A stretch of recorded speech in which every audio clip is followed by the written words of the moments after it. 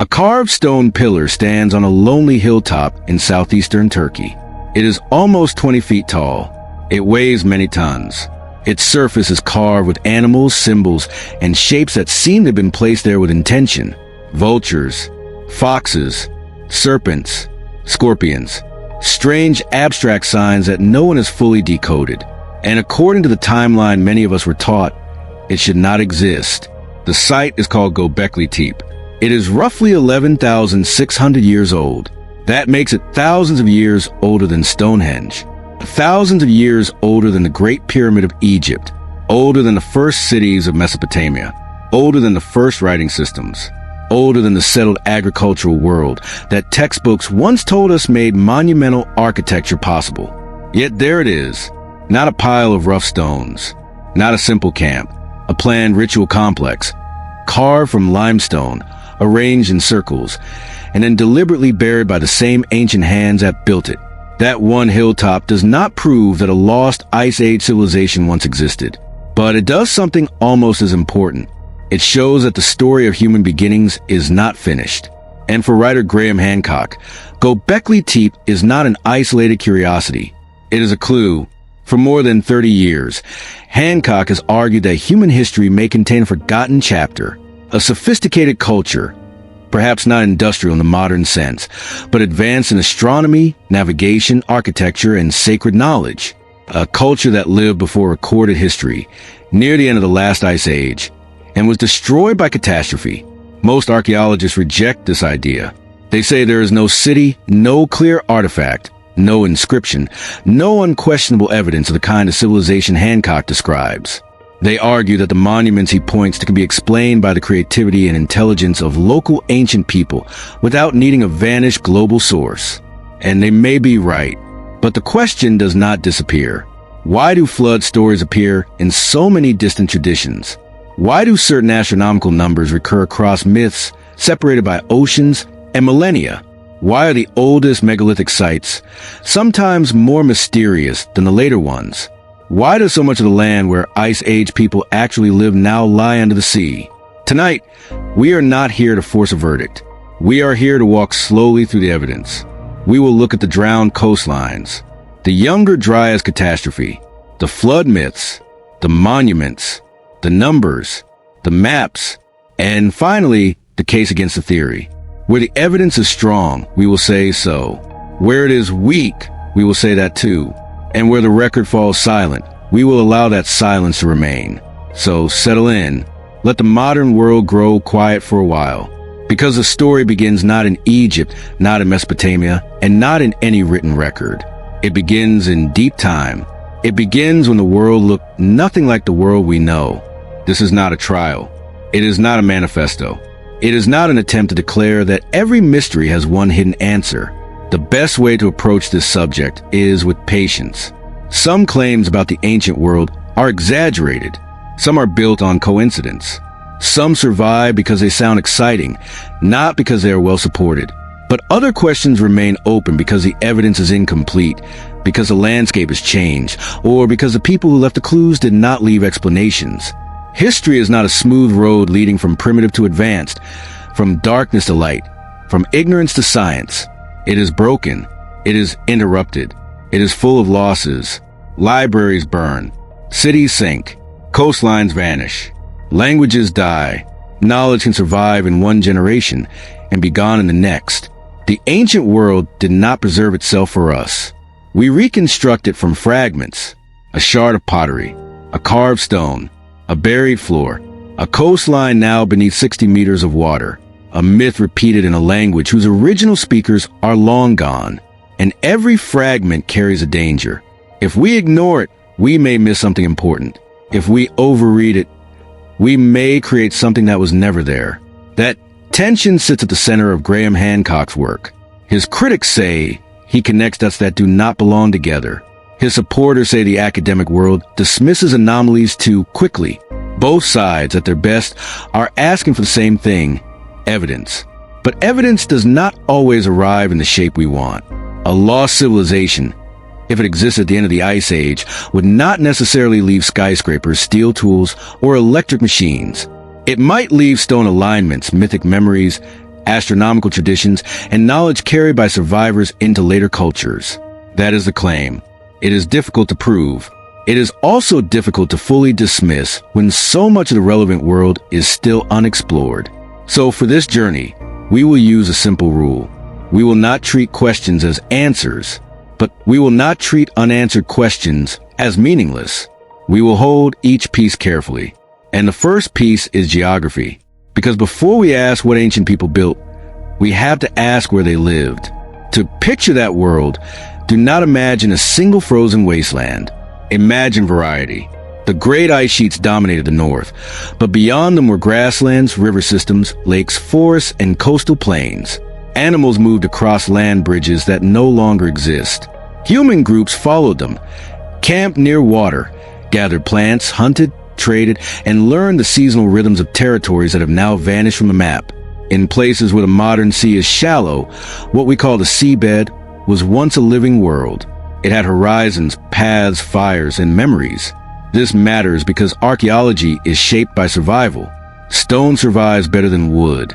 Caves preserve better than beaches. Dry deserts preserve better than wet shorelines.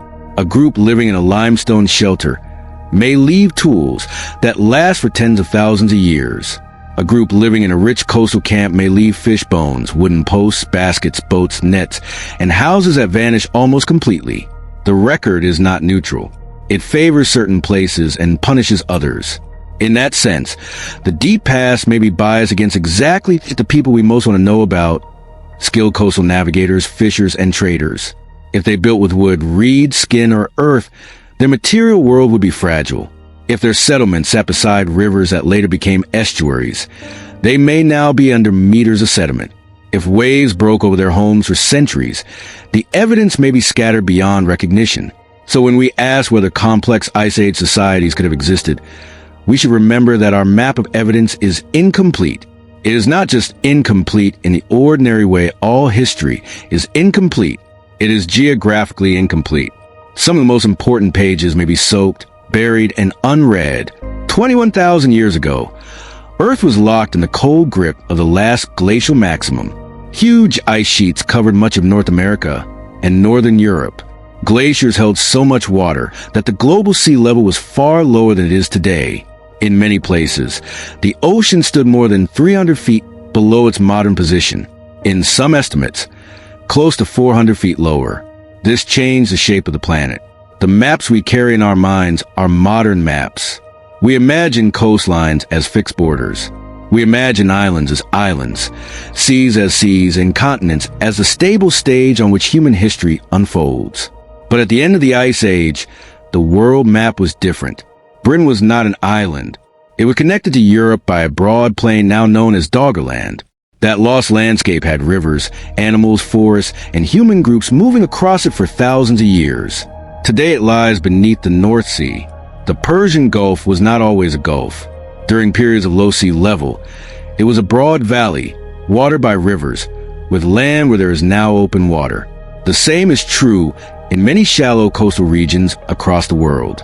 And in Southeast Asia, a vast landmass called Sundaland connected many of the islands we now know as Indonesia, Malaysia, and Borneo. It was not a small strip of beach. It was an enormous tropical plain, sometimes described as a lost subcontinent, with rivers, coasts, wetlands, and resources that would have made it highly attractive to human populations. Now imagine where ancient people would choose to live, not only on high mountains, not only in deserts, not only far inland. They would live where people have always lived, near water, near river mouths, near shallow bays, near rich fishing grounds, near coasts that offered food, movement, trade, and contact. Those are exactly the places most likely to be underwater now. This is one of Hancock's strongest starting points. It is not proof of a lost advanced civilization, but it is a real archaeological problem. A huge portion of the most attractive Ice Age human habitat is now submerged. If complex societies existed on those coastlines, even modest ones, much of their evidence would have been drowned, buried in sediment, broken by waves, or left beyond the reach of ordinary excavation. Archaeology has done extraordinary work on land, but underwater archaeology is difficult, expensive, dangerous, and slow. The continental shelves of the world are vast. We have not searched most of them in detail. We have mapped some coastlines, surveyed some drowned landscapes, and found evidence of ancient human presence in submerged places. But compared to the size of the drowned world, our knowledge is still limited. The absence of evidence is not always evidence of absence. Sometimes it is evidence of where we have not yet looked. This does not mean we can imagine anything we want and place it under the sea. That would be too easy. A theory still needs anchors. It needs dates, patterns, artifacts, and testable claims. But the drowned coastline problem changes the emotional weight of the question. If someone asks where are the cities, where are the ruins, where is the debris, one answer is simple. Perhaps they never existed. Another answer is also simple. Perhaps some of the best places to look are now underwater.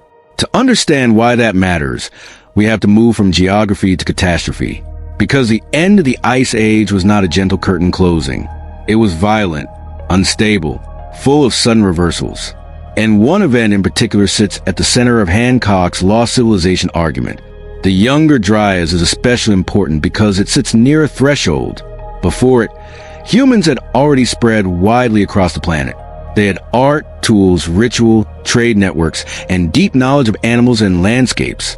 After it, the familiar foundations of civilization began to appear more clearly. Agriculture, permanent settlements, social hierarchies, temples, and eventually cities. This does not mean the younger Dryas caused civilization, but it stands like a gate between two worlds. For people living through the transition, the experience would have varied by region. Some groups may have found new opportunities. Others would have faced starvation, migration, disease, conflict, and the loss of familiar ecological knowledge. A plant that once grew in one valley might disappear. Herds might change their routes. Rivers might flood in new patterns. The shoreline might move, not as a line on a chart, but as a destruction of places where grandparents had lived. This is why catastrophe is central to Hancock's story. A civilization does not have to be destroyed in one Hollywood moment to be lost. It can be broken by a sequence of shocks. Its population can scatter. Its specialists can die. Its archives, if any, can be burned, drowned, or simply stop being copied. Its knowledge can survive only in fragments, carried by refugees who no longer have the social system needed to preserve it fully. When we think about lost knowledge, we often imagine a secret library. But much knowledge is embodied. It lives in trained hands, in navigators who know currents by smell and stars by season, in builders who understand stone by touch, in priests who memorize cycles, in elders who know where fresh water lies under sand. Kill enough of those people, scatter the rest, and a culture can lose abilities without leaving a dramatic ruin behind. Around 12,800 years ago, the warming world suddenly changed direction. After a long period of gradual recovery from the Ice Age, temperatures in parts of the northern hemisphere dropped sharply. The climate snapped back toward cold conditions. Glaciers advanced again. Ecosystems shifted. Animals disappeared. Human groups were forced to adapt. This period is known as the Younger Dryas. It lasted for roughly 1,200 years. Then, just as dramatically, it ended. The climate warmed again and the Holocene world, the world of agriculture, villages, cities, and eventually recorded history, began to take shape. The Younger Dryas is not speculation. It is part of the scientific record. Ice cores, sediments, pollen evidence, and other climate archives show that something major happened. The debate is over why. The conventional explanation focuses on ocean circulation. As ice sheets melted, enormous volumes of fresh water entered the North Atlantic. This may have disrupted the currents that move heat around the planet, weakening the system that carries warm water northward. With that circulation altered, temperatures fell. This explanation is serious, mainstream, and supported by climate research. But another explanation has been proposed, debated, criticized, revised, and defended for years: the Younger Dryas impact hypothesis. According to this idea, Earth was struck, or nearly struck, by a fragment of a comet or other cosmic body around 12,800 years ago.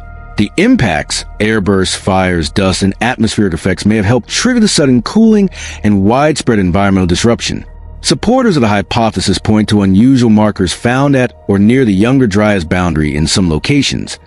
platinum anomalies, microspherules, charcoal, and forms of carbon sometimes described as nanodiamonds. They argue that these markers suggest a cosmic event. Critics respond that the evidence is inconsistent, that some markers may have terrestrial explanations, that replication has been uneven, and that extraordinary claims require extraordinary proof. The debate is not settled in the public mind, and scientists continue to argue over the details. But for Hancock, the importance of the younger Dryas is not only the mechanism, it is the scale of disruption. Imagine coastal communities living on the old shorelines. Imagine generations of knowledge tied to places that were vulnerable to rising seas, storms, tsunamis, flooding rivers, and climate shock. Imagine a world where the end did not come in one single wave everywhere, but as a long age of instability. Fires, cold, hunger, migration, and water moving across familiar land. If a culture existed on the coast during that time, its people would have experienced something close to apocalypse. Even without a comet, the end of the Ice Age was catastrophic for many landscapes. Sea levels rose overall by hundreds of feet between the glacial maximum and the later Holocene. Sometimes the rise was gradual. Sometimes it came in pulses. Lowlands flooded. River valleys became seas. Islands were cut off. Hunting grounds vanished. Camps and settlements were lost beneath the water. To the people living through it, this would not have felt like an abstract climate transition. It would have felt like the world breaking. And if they survived, they would remember, not in graphs, not in ice cores, not in scientific language. They would remember in story. They would tell their children about the waters, about the warning, about the one who built a vessel, about the ancestors who carried life through the flood. And this is where Hancock turns next, to myth. The power of flood stories lies partly in their emotional truth. Water is both life and death. It feeds fields, carries boats, and cleans a body. But when it rises beyond its boundary, it becomes unstoppable. A wall can stop an enemy. A fire can be smothered. But water enters every low place. It erases paths. It lifts the dead. It changes the meaning of home. In many myths, the flood is not merely weather. It is judgment, reset, purification, or the end of an age. The survivors are not ordinary survivors. They become bridges between worlds. They remember what came before and carry the seeds of what comes after. This structure is exactly what one might expect after a real trauma has been transformed into sacred narrative over time. But mythology is layered. A single flood story may combine local river flooding, moral teaching, political memory, astronomical symbolism, and inherited older motifs. To read it as a literal newspaper report would be naive. To dismiss it as meaningless fantasy would also be naive. The careful path is to ask what kind of memory a story may preserve, and what kind of meaning later generations placed upon it. Hancock's argument becomes most interesting when flood myths are placed beside geology. If a culture has a story of the sea rising over land, and the coastline in that region did in fact change dramatically within a possible range of oral memory, then the story deserves careful attention, not as proof of Atlantis, as evidence that human memory can sometimes reach further back than written history. Flood stories are everywhere. That fact alone does not prove a single global event. Flooding is one of the most common human disasters. Rivers overflow. Storm surges destroy coastal settlements. Tsunamis arrive without warning. Seasonal rains can become deadly. Any culture living near water can produce a flood memory, but the persistence of certain patterns is what draws attention. In the Epic of Gilgamesh, one of the oldest surviving works of literature, a man named Utnapishtim is warned of a coming flood. He builds a vessel, saves life, survives the destruction, and preserves knowledge from a previous age. In the Hebrew Bible, Noah is warned, builds an ark, survives the waters, and becomes the ancestor of a renewed world. In Hindu tradition, Manu is warned by a fish, often understood as a divine manifestation. He survives a great flood and carries humanity forward. In Greek myth, Deucalion and Pyrrha survive a flood sent to cleanse the world, then repopulate the earth. In Mesoamerican traditions, there are flood memories woven into cycles of creation and destruction. Among Aboriginal Australian groups, some oral traditions appear to preserve memories of coastline changes that can be compared with geological sea level rise. These stories are especially important because they show that oral memory can, in some cases, carry information across astonishing spans of time. Again, caution matters. Not every flood story is the same story. Not every similarity proves connection. Human beings often respond to danger with similar narrative structures because we share the same fears: death, loss, survival, renewal. But Hancock's question is not foolish. If coastal flooding at the end of the Ice Age transformed the human world, should we not expect memory of it to survive? And if that memory survived, would it not survive in sacred form? In many traditions, after the flood comes a teacher. A figure arrives from outside the normal world, sometimes from the sea, sometimes from the east, sometimes in association with stars, agriculture, architecture, writing, law, or ritual order. In Mesopotamia, the Apkallu are culture-bringing sages associated with ancient wisdom before the flood. In the Americas, figures such as Quetzalcoatl and Viracocha are remembered in various traditions as bringers of knowledge, order, or civilization. In Egypt, gods and semi-divine beings are said to have ruled or instructed in a deep past before the human dynasties. Mainstream scholars generally interpret these stories within their own cultural contexts. They are myths, religious narratives, symbolic structures, and political memories. They do not need to be taken as literal records of visitors from a lost civilization. But Hancock reads them differently. He suggests that beneath the mythic clothing may be memories of real survivors. People who carried fragments of knowledge after a catastrophe. People who appeared to later hunter-gatherer or early farming groups as bearers of strange skills. People who taught agriculture, stonework, astronomy, or ritual architecture. It is a bold claim.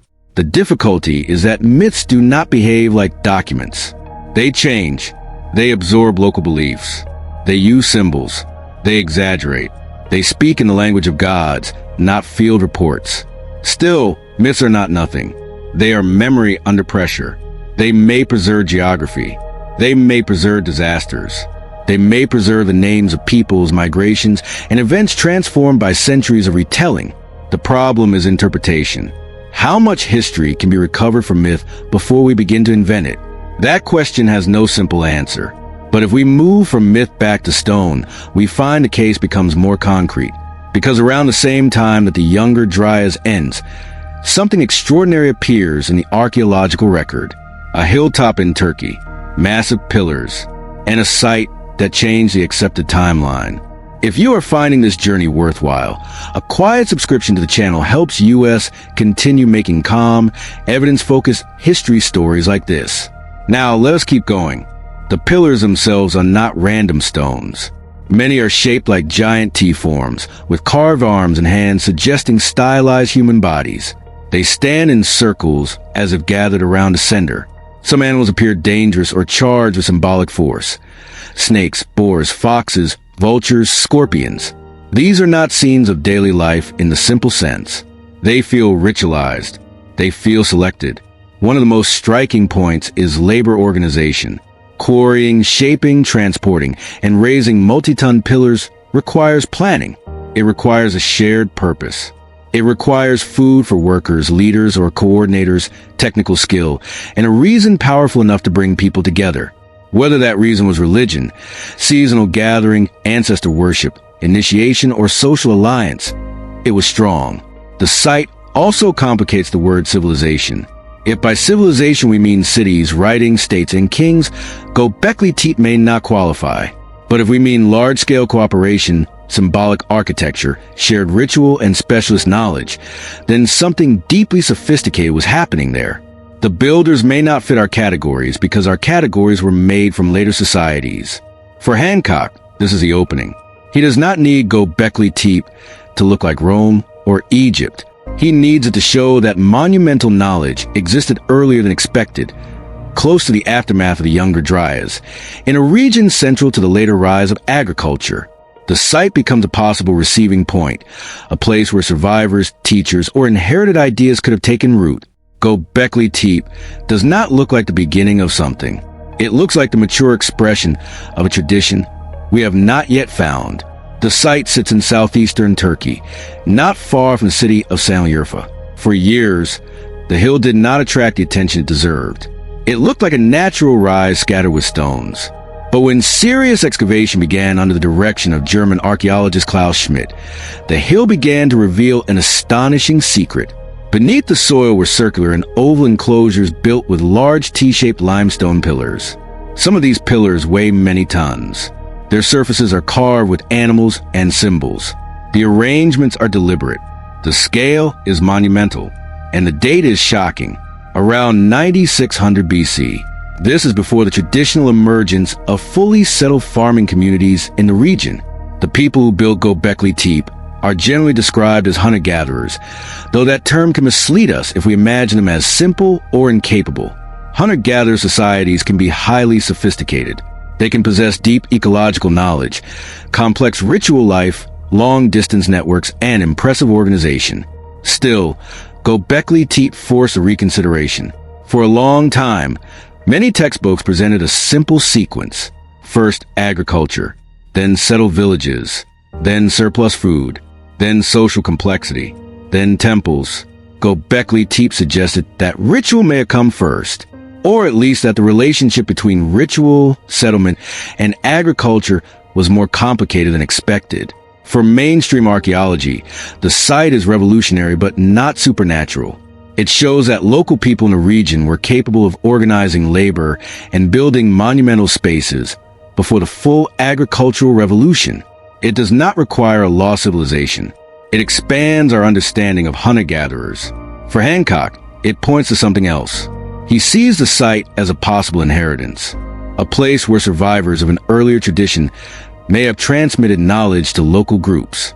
The sophisticated symbolism, the astronomical possibilities, and the sudden appearance of monumental architecture all become, in his reading, signs of a legacy from before the younger Dryas. One of the most discussed objects at Gobekli Tepe is Pillar 43, sometimes called a vulture stone. Its carvings have been interpreted in many ways. Some researchers have suggested that the arrangement may encode astronomical information, perhaps even a date connected to the younger Dryas boundary.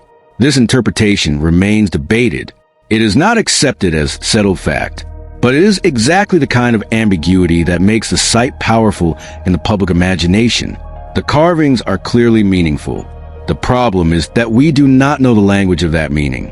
Was the vulture a symbol of death? Transformation? The sky? A constellation? Was the scorpion simply an animal of local importance or a marker of a star pattern? Were the enclosures temples, gathering places, ancestor houses, initiation spaces, or something for which we have no modern word? The builders left no text. They left stone, and then, in one of the most mysterious acts of all, the site was deliberately buried. Not abandoned to collapse naturally. Buried, filled in, covered over. Why would society invest so much labor in building a sacred complex and then invest more labor in hiding it beneath the earth? Protection? Ritual closure? A change in belief? A response to crisis? We do not know, but the result was preservation. The burial protected the pillars for thousands of years, allowing them to emerge in our time almost like a message from a world before history. Gobekli Tepe does not prove Hancock's lost civilization, but it proves that our timeline was incomplete. And once one site can change the story, people begin to ask where else the story may be wrong. That brings us to Egypt. The Great Pyramid also forces us to confront the difference between explanation and experience. We can explain quarrying, labor gangs, sledges, ramps, copper tools, surveying, and royal ideology. Yet standing before the monument, the explanation does not exhaust the experience. Its scale produces a kind of silence. It feels less like a building and more like an argument in stone. The precision of the pyramid does not require modern machines, but it does require a culture that valued alignment, measurement, and order. The Egyptians watched the sky carefully. The North celestial region was religiously important. The pharaoh's journey after death was tied to stars, gods, and cosmic renewal. In that context, orientation was not a technical trick. It was sacred architecture. Alternative researchers often focus on what they call encoded knowledge. Mainstream scholars often respond that ancient design systems can create patterns that later observers overinterpret. Both points matter. The pyramid is mathematically rich because geometry is rich. But when a monument is built with extreme care, it is fair to ask which relationships were intentional and which are accidental. The debate is unlikely to end because the pyramid's builders did not leave a manual explaining every design choice. They left the monument and a surrounding cultural world.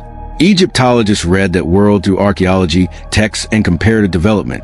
Hancock reads a monument as possibly preserving something older than dynastic Egypt. The same stone supports two very different kinds of attention. The Great Pyramid of Giza is so familiar that it is easy to forget how strange it is. It stands on the plateau outside Cairo, made of millions of stone blocks, aligned with remarkable precision, rising from the desert like a geometric mountain. Mainstream Egyptology attributes the Great Pyramid to the 4th dynasty pharaoh Khufu around 2600 BC. It is understood as a royal tomb, or at least as part of a royal mortuary complex, built by a highly organized Egyptian state with skilled labor, logistics, engineering, and religious purpose. That explanation is not weak. There's archaeological context around the pyramid. There are worker settlements, quarry evidence, administrative marks, and a broader sequence of pyramid development. But the Great Pyramid still invites wonder. Its base is close to a perfect square. Its orientation to true north is extremely precise. Its proportions have inspired centuries of measurement, speculation, and debate. Hancock and other alternative researchers focus on the possibility that some of these measurements encode advanced knowledge. One claim involves the number 43,200. If the original height of the Great Pyramid is multiplied by 43,200, the result comes close to the polar radius of the Earth.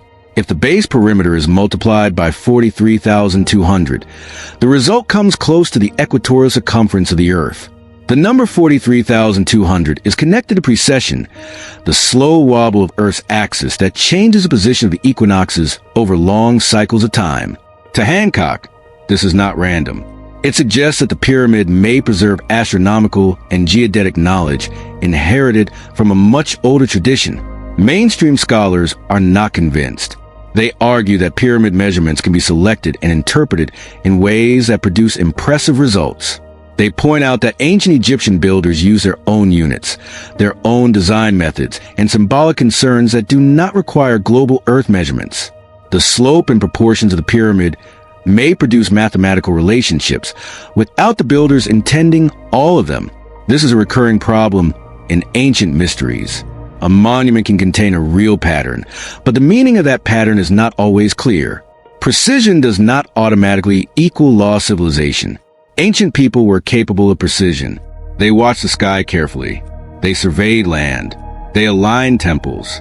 They built with discipline and skill.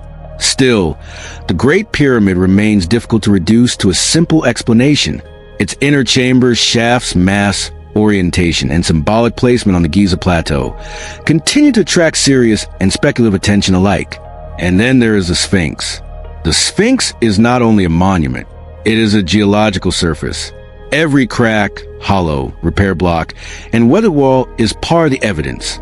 That is why the debate can become so technical. People are not only arguing about mythology, they are arguing about limestone layers, rainfall, wind erosion, salt, groundwater, ancient quarrying, and a long history of restoration. If heavy rainfall shaped parts of the enclosure, then the date of original carving becomes more complicated. But even then, one must ask whether the whole monument would be older or whether an older natural or carved feature was later reshaped. Ancient monuments often have phases. A sacred place can be reused, reworked, renamed, and absorbed by later cultures. This possibility interests Hancock because it allows for inheritance without requiring that the dynastic Egyptians were incapable. They may have been heirs, restorers, and transformers of older sacred landscapes. Mainstream Egyptology generally sees continuity within Egyptian development itself.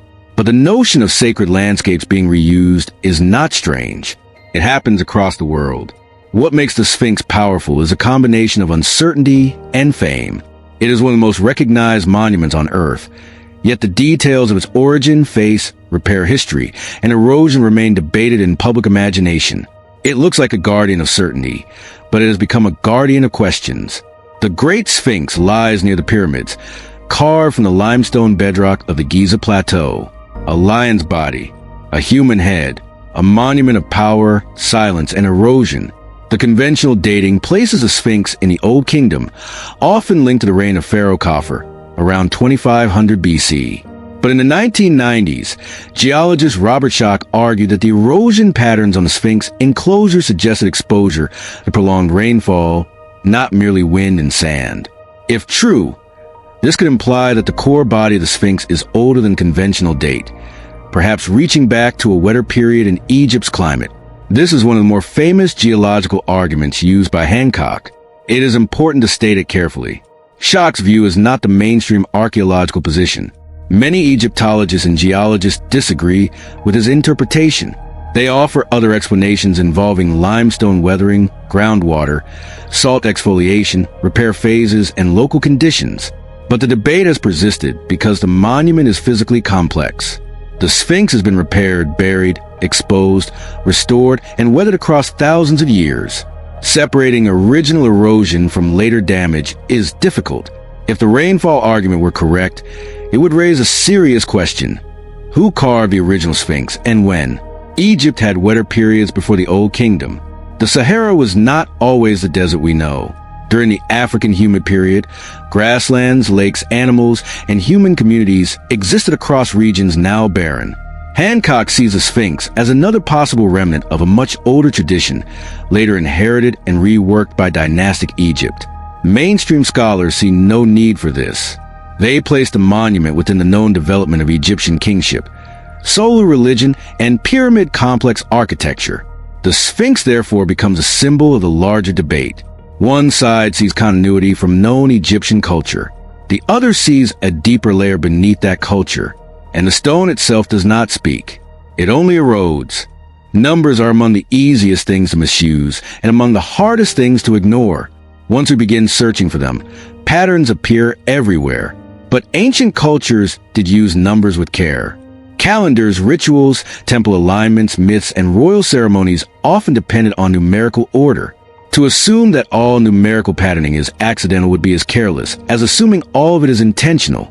Precession is a particularly subtle phenomenon.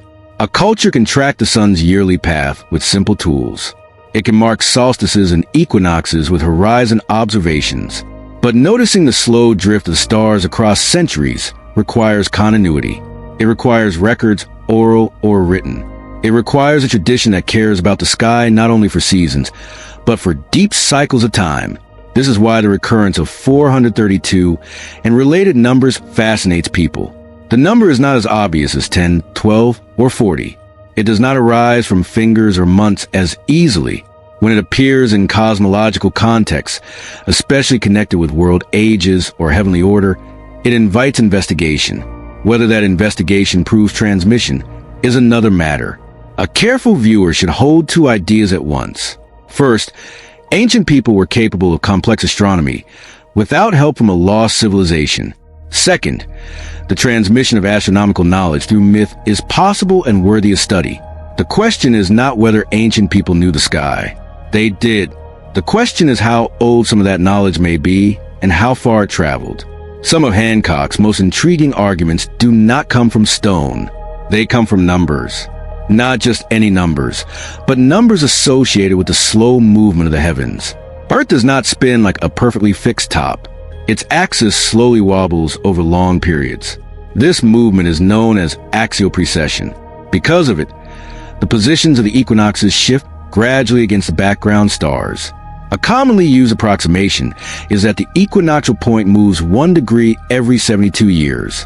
A full cycle takes roughly 25,920 years. From these values come numbers such as 72, 2160, 4320, 25,920, and related multiples. Hancock, drawing partly from the work of earlier scholars such as Giorgio de Santillana and Hertha von Dechend, argues that processional numbers appear encoded in myths across the world. In Norse mythology, Valhalla is said to have 540 doors, with 800 warriors passing through each door. 540 multiplied by 800 gives 432,000. In Hindu cosmology, the Kali Yuga is associated with 432,000 years, and larger cycles build from related numbers. In some interpretations of Egyptian myth, The number 72 appears in connection with the conspirators of Seth in the story of Osiris. These numbers are not proof by themselves. Numbers can be flexible. Human beings like patterns. Large mythological numbers may have ritual, symbolic, or calendrical meanings unrelated to a single lost source. But Hancock asks why the same family of numbers appears in cultures separated by distance and time. Was precessional knowledge discovered independently by many ancient sky watchers? Was it transmitted through long chains of cultural contact? Or does it preserve an inheritance from a much older astronomical tradition? Mainstream scholars tend to be cautious. They may accept that some ancient cultures understood long-term celestial cycles. They may also argue that identifying precession in myth can become subjective. If a story contains a number that can be multiplied or divided into a precessional value, how do we know the connection is intentional? This is a fair criticism. Still, the question remains interesting because precession is not obvious. A human lifetime is too short to easily see it. To detect it clearly requires careful observation across generations, accurate recording of stellar positions, and a cultural reason to care about slow celestial change. If ancient peoples encoded such knowledge in myth, then myth becomes more than entertainment. It becomes a memory device, a way to preserve astronomy in story form. That idea is not absurd. Oral cultures often preserve knowledge through narrative, rhythm, repetition, and sacred structure. A story can carry practical information across centuries when written records are absent. But again, the difficulty is proof. The numbers remain. Their meaning remains debated. And the sky continues its slow movement, whether we understand the stories or not. Numbers are among the easiest things to misuse and among the hardest things to ignore. Once we begin searching for them, patterns appear everywhere. But ancient cultures did use numbers with care. Calendars, rituals, temple alignments, myths, and royal ceremonies often depended on numerical order. To assume that all numerical patterning is accidental would be as careless as assuming all of it is intentional. Precession is a particularly subtle phenomenon. A culture can track the sun's yearly path with simple tools. It can mark solstices and equinoxes with horizon observations. But noticing the slow drift of stars across centuries requires continuity. It requires records, oral or written. It requires a tradition that cares about the sky not only for seasons, but for deep cycles of time. This is why the recurrence of 432 and related numbers fascinates people. The number is not as obvious as 10, 12, or 40. It does not arise from fingers or months as easily. When it appears in cosmological contexts, especially connected with world ages or heavenly order, it invites investigation. Whether that investigation proves transmission is another matter. A careful viewer should hold two ideas at once. First, ancient people were capable of complex astronomy without help from a lost civilization. Second, the transmission of astronomical knowledge through myth is possible and worthy of study.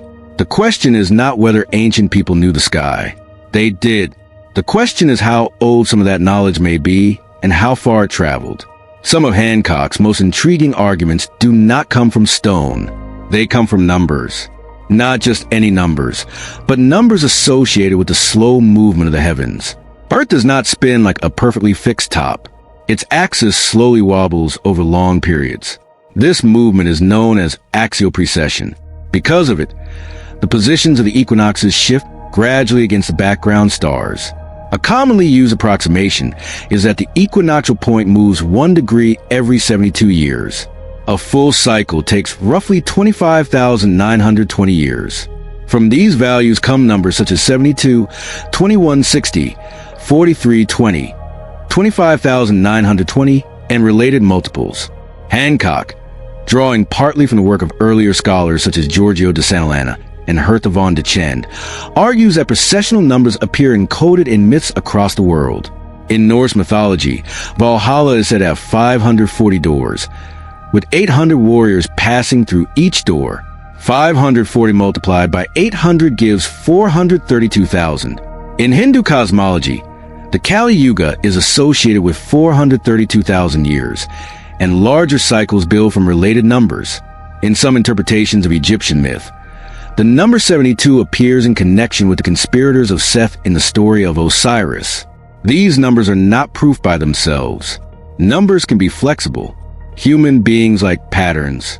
Large mythological numbers may have ritual, symbolic, or calendrical meanings unrelated to a single lost source. But Hancock asks why the same family of numbers appears in cultures separated by distance and time. Was precessional knowledge discovered independently by many ancient sky watchers? Was it transmitted through long chains of cultural contact? Or does it preserve an inheritance from a much older astronomical tradition? Mainstream scholars tend to be cautious. They may accept that some ancient cultures understood long-term celestial cycles. They may also argue that identifying precession in myth can become subjective. If a story contains a number that can be multiplied or divided into a precessional value, how do we know the connection is intentional? This is a fair criticism. Still, the question remains interesting because precession is not obvious. A human lifetime is too short to easily see it. To detect it clearly requires careful observation across generations, accurate recording of stellar positions, and a cultural reason to care about slow celestial change.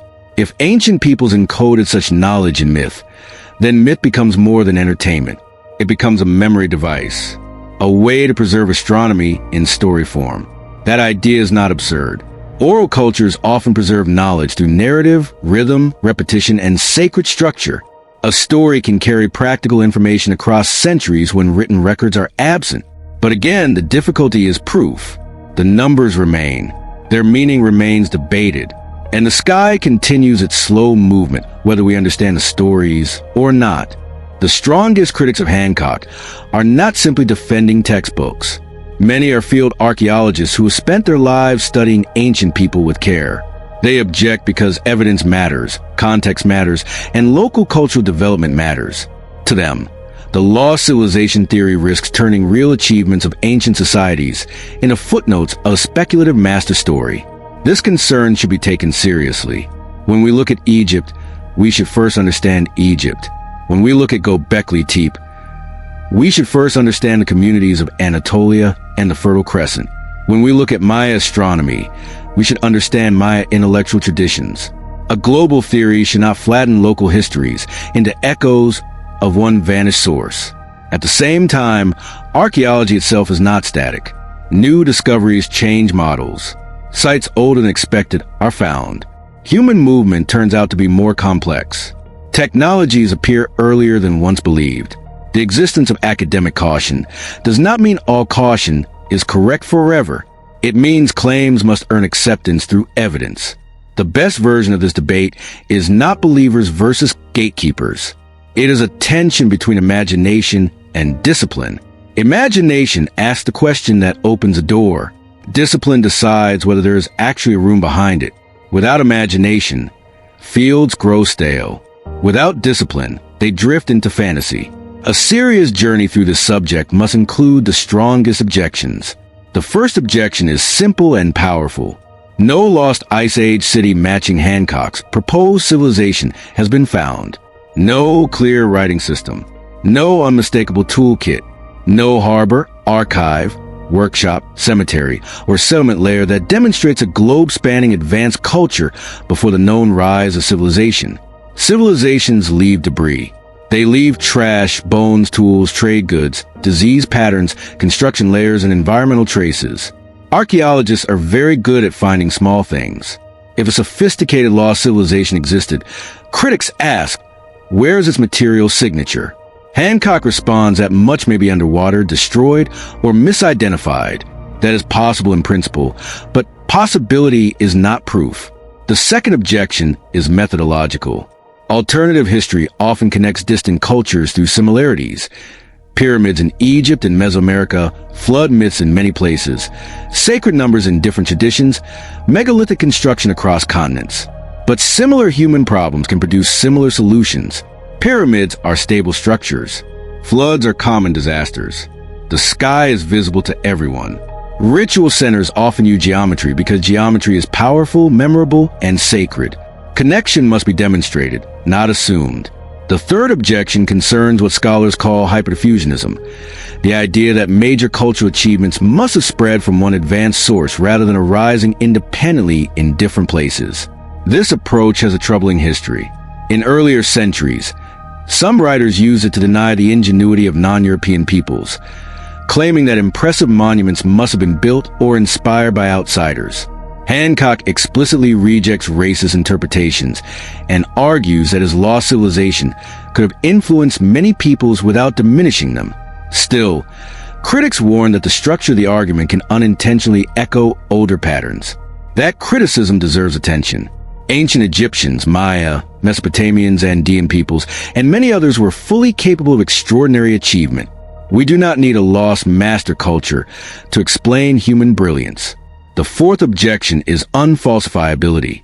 If evidence is always underwater, always lost, always destroyed, or always encoded symbolically, the theory becomes difficult to test. A scientific claim must risk being wrong. It must tell us what evidence would count against it. This is where Hancock's theory is most vulnerable. It is strongest as a question. Have we underestimated the deep past? It is weaker as a conclusion. A specific advanced civilization definitely existed and taught later cultures. The final objection is that many individual claims are contested. The Sphinx erosion argument is debated. The astronomical reading of Gobekli Tepe is debated. The Pyre Reefs Antarctica claim is disputed. Pyramid measurements can be interpreted in different ways. A chain is only as strong as its links. If each link is uncertain, the full structure remains uncertain. But uncertainty cuts both ways. The mainstream position is not that we know everything. It is that we should not fill gaps with claims that outrun the evidence. That is a responsible stance. At the same time, the history of archaeology includes surprises. Gobekli Tepe was a surprise. Older seafaring than expected has surprised researchers. Submerged landscapes have surprised researchers. The complexity of hunter-gatherer societies has surprised researchers. The past has a way of resisting our categories. So where does that leave us? Somewhere between dismissal and belief. Somewhere more interesting than either. The most promising future evidence may come not from dramatic treasure hunting, but from slow, careful survey. A buried shoreline mapped by sonar. A cluster of worked stones found beneath sediment. A hearth dated securely before a known sea level rise. A pattern of structures that cannot be explained by geology. The discovery, if it comes, may at first look modest. That is often how revolutions begin. Dating will be crucial. Context will be crucial. A carved stone pulled from the sea means little without knowing where it lay, how it got there, what sediment covered it, and whether it is truly human-made. The standards must be high because the claim is large. A real discovery would survive those standards. It is also possible that the search will reveal many small lost worlds rather than one great lost civilization. Regional societies may have risen on coasts, developed impressive skills, suffered flooding, and influenced neighbors in different ways. The memory of catastrophe may be plural, not singular. The teachers after flood may not come from one place, but from many broken communities carrying what they could. This would not be as simple as Atlantis. It would be more human. Less like a vanished superpower, more like a mosaic of forgotten experiments in complexity. Such a picture would still change how we understand the deep past. It would show that civilization was not born once, in one place, from one cause, but tried many times and forms the sea has partly erased. What would it take to move this debate forward? Not a pattern that might be coincidence. Not a myth that might be symbolic. Not a measurement that can be interpreted many ways. The strongest evidence would be physical. A submerged settlement securely dated to the late Ice Age, showing unexpected scale and organization. Tools or artifacts demonstrating advanced astronomical or navigational knowledge in a clear context.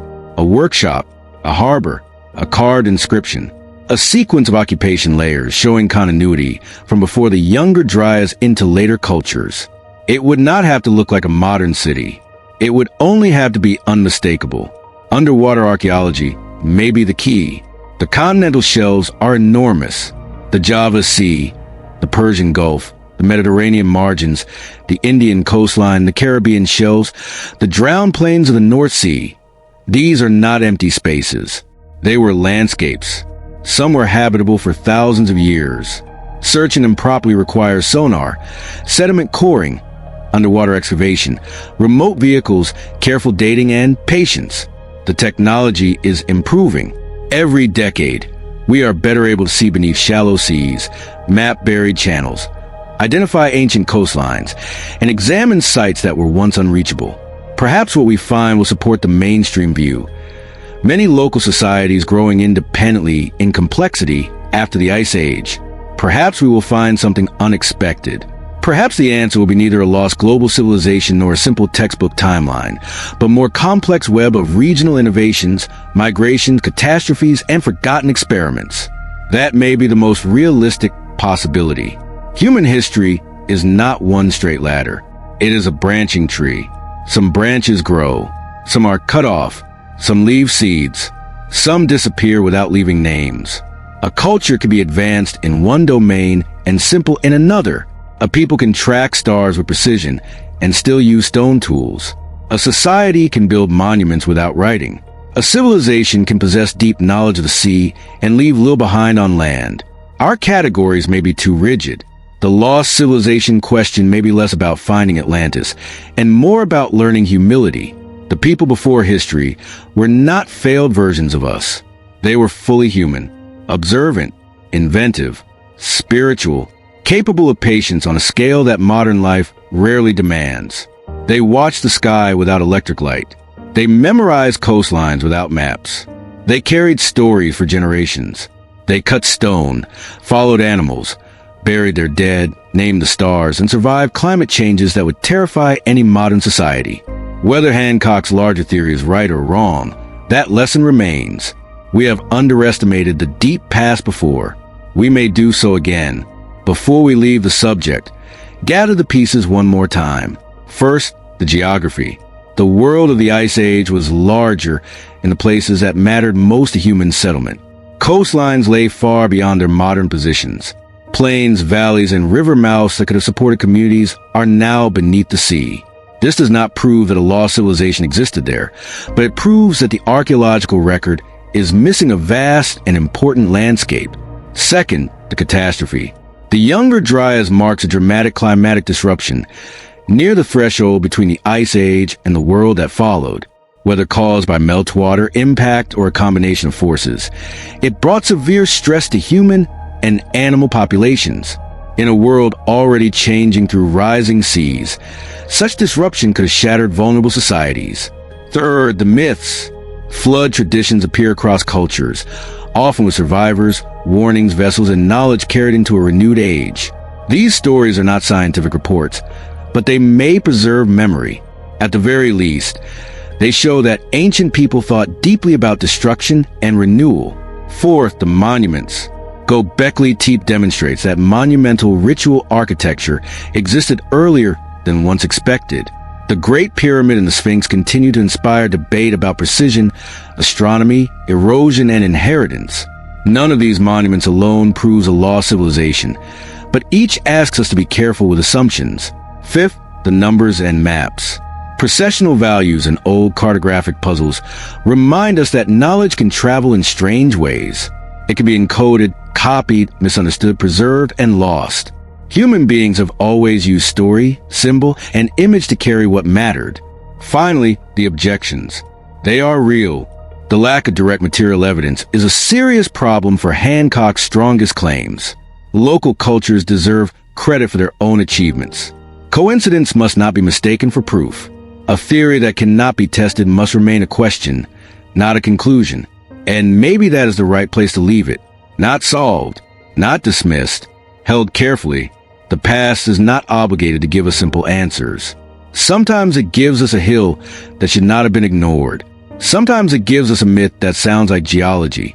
Sometimes it gives us a stone circle, a flooded plain, a number repeated in a sacred story, a weathered monument facing the dawn. And sometimes it gives us only enough to keep looking.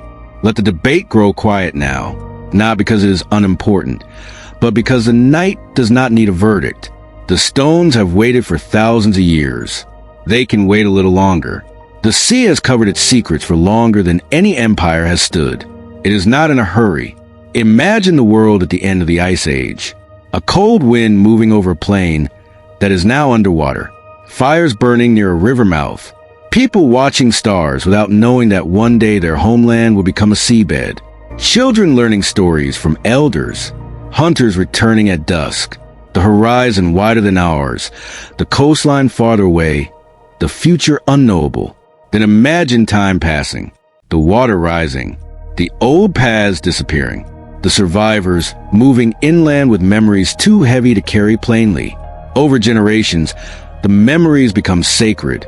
The flood becomes a story. The teacher becomes a god. The star becomes a sign. The place itself is gone, but the pattern remains. Maybe that is what happened. Maybe it is not. But even the possibility gives the deep past a different feeling. It becomes less empty, less primitive, more alive, full of people whose names we will never know, whose intelligence was equal to ours, whose world was not a preface to history, but history itself, written in materials that did not always survive. And so the question remains open, not empty, open. The hilltop at Gobekli Tepe is quiet now. The wind moves over stones. The carved animals keep their silence. The pillars stand where ancient hands placed them, watching a sky that has shifted slowly over thousands of years. In Egypt, the pyramid holds its geometry against the night. Each stone rests on another. Each shadow lengthens and fades. The Sphinx looks east, as it has looked east through dynasties, invasions, sandstorms, excavations, and arguments. Far away, beneath the sea, old coastlines lie in darkness. River valleys that once held animals and people are covered by silt. Campsites, if they remain, are hidden under sand and shell. The water moves above them without memory, but the earth remembers in other ways. In ice, in stone, in pollen, in myth, in numbers, in the shapes of monuments, in stories whispered from parent to child until the original event becomes a sacred image, a boat on the waters, a teacher after the flood, a star that marks the turning of an age. Maybe these are only stories. Maybe they are more than stories.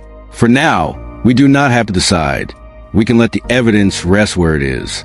We can admit what is known, respect what is debated, and leave room for what has not yet been found. History is not finished simply because a textbook reaches its final page. The ground can open. The sea can give something back. A hill can turn out not to be a hill. A stone can change the beginning of the story.